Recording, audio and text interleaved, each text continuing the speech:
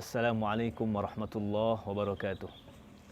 Alhamdulillah wassalatu wassalam ala Rasulillah wa ala alihi wa ashabihi wa man istanna bi sunnatihi ila yaumil qiyamah. Amma ba'd. Hadirin dan hadirat, saudara-saudaraku kaum muslimin dimanapun berada.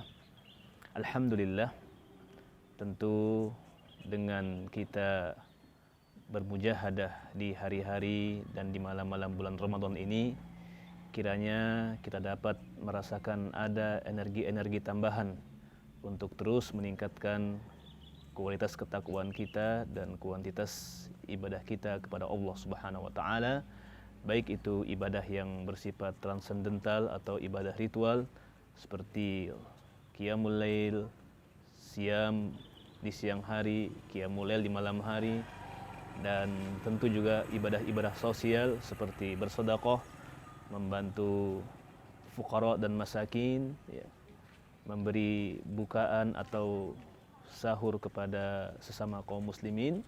Ini semua adalah rangkaian dari ibadah-ibadah yang Allah Subhanahu wa taala anjurkan di bulan yang mulia ini. Tentu tidak lupa kita jadikan bulan ini sebagai bulan di mana kita dekat dengan Al-Qur'an, kita membaca dan mentadabburi ayat-ayat Allah Subhanahu wa taala, karena ini merupakan bulannya Al-Qur'an, bulan di mana Allah Subhanahu wa taala menurunkan Al-Qur'an.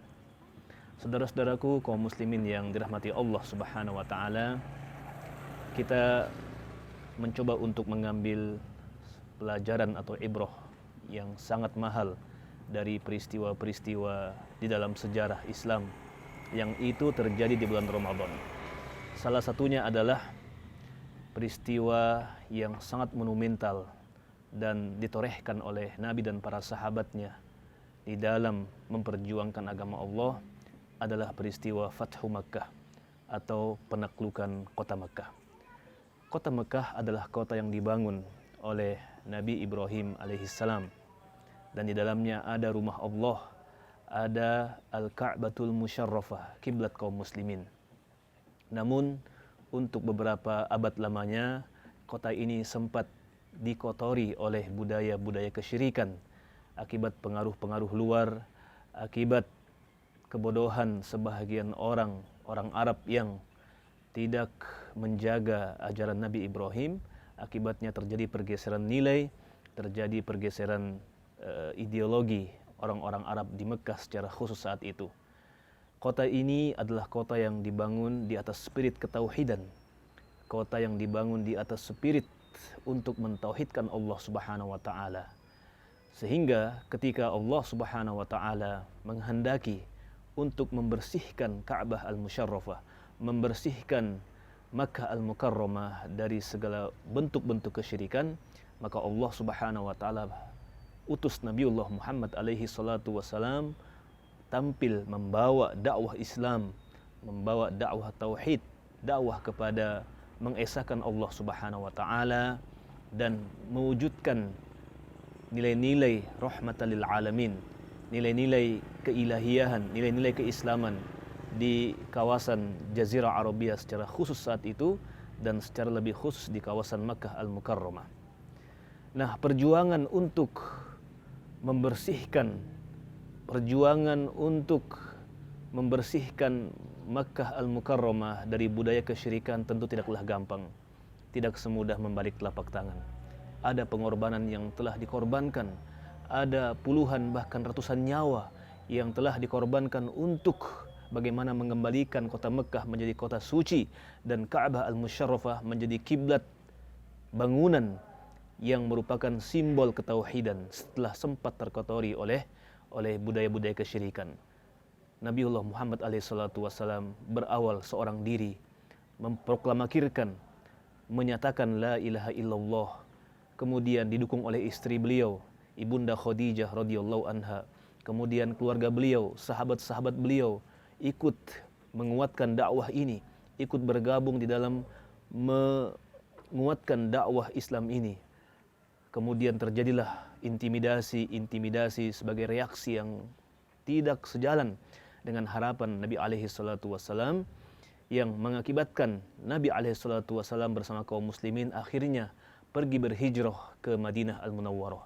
Setelah sebelumnya sebahagian dari kaum muslimin, ada yang oleh Nabi Muhammad SAW diizinkan untuk pergi berhijrah ke Afrika Timur atau ke Habasyah. Sebuah perjuangan yang penuh dengan derai air mata, perjuangan yang bahkan terjadi pertumpahan darah di dalamnya, pengorbanan harta, pengorbanan perasaan, pengorbanan air mata untuk memperjuangkan agama Allah Subhanahu wa taala. Tentu Allah Subhanahu wa taala memiliki sebuah rumus dalam kehidupan dunia ini, bahwa barang siapa yang menolong agama Allah, pasti Allah akan tolong dia. Maka pada tanggal 10 Januari tahun 630 Masehi, Allah Subhanahu wa taala memberikan kemenangan gemilang kepada kaum muslimin, dan itu bertepatan dengan tanggal 20 dari bulan Ramadan tahun ke-10 Hijriah.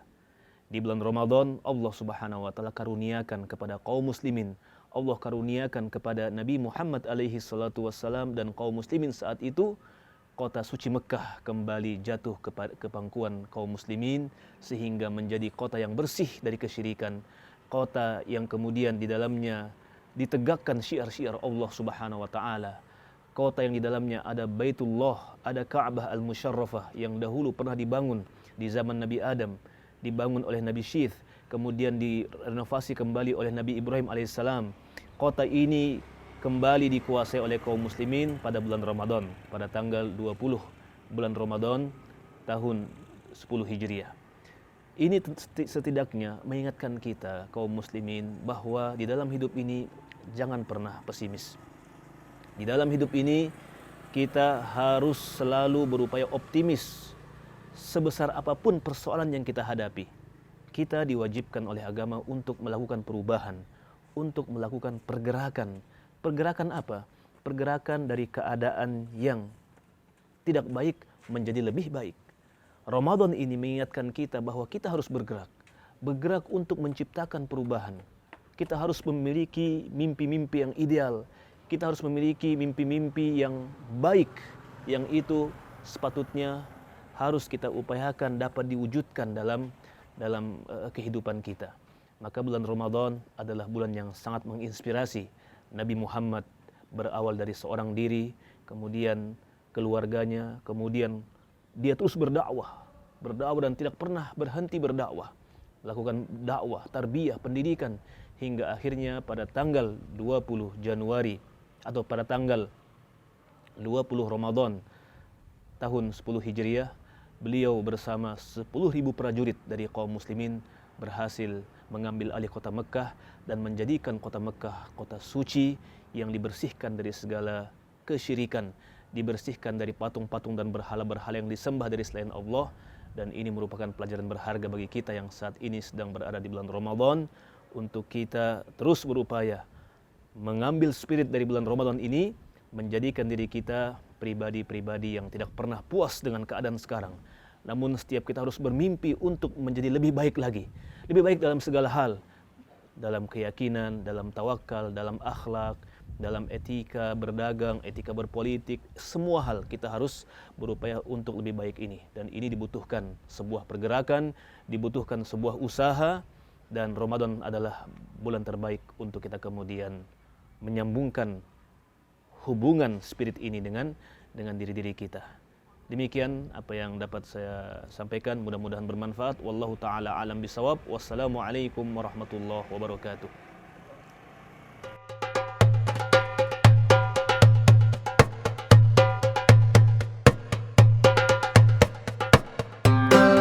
Terima kasih sudah nonton. Jangan lupa like, subscribe, dan share ya.